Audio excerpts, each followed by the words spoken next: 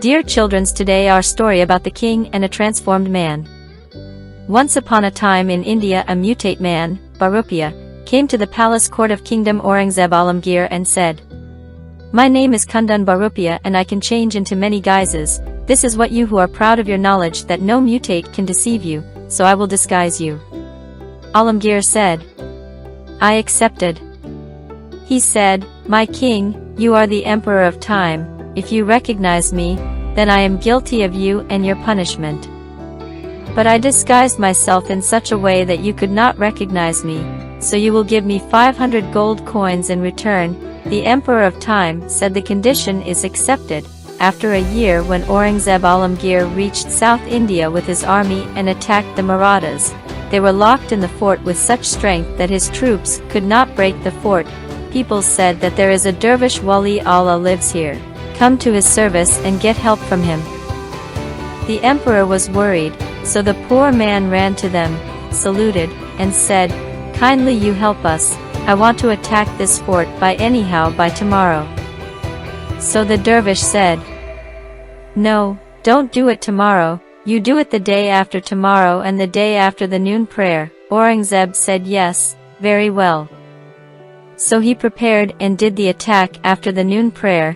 He did it with such force and with such passion, and behind it was the supplication of the dervish, and such a supplication that the fort was broken and conquered. Those who were defeated fell on the king's feet. The king came directly to the service of the dervish. "All this has happened due to your praise. Thanks to you for this kind act." The dervish said, "No, whatever done it's by the grace of God has done for you. I am nothing."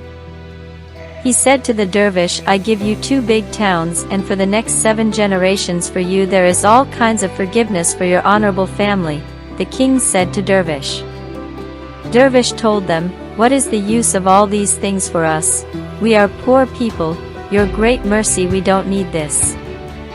Aurangzeb pushed hard to avail his offer, but the dervish did not obey and accept his offer, and the king returned disappointed.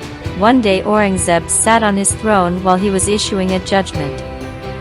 He saw the dervish appear in his palace in front of his throne. He looked at him and said, "Sir, why did you come here? If you ordered me, I would have attended your service."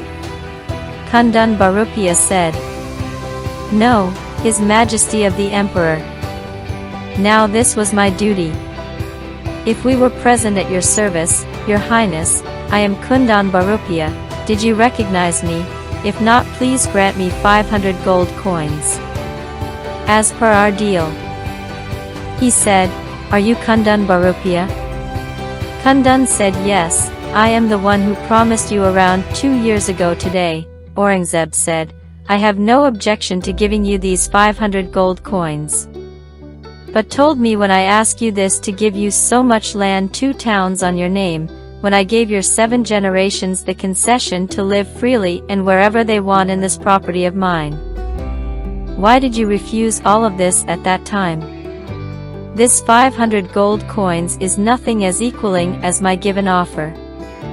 This Kandan Bahrupiya, dervish, said, "My king, the thing is that those who had a form, their honor was intended, they are for true peoples, we are false people, we are not equivalent to the dust of their feet. I am happy with my previous work." Dear children, the story of Kandan Bahrupiya teaches us an important lesson.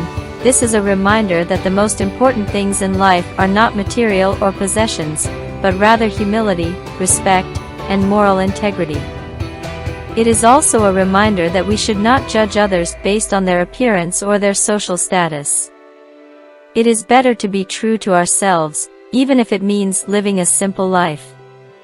He also teaches us that we should respect others, regardless of their background or social status.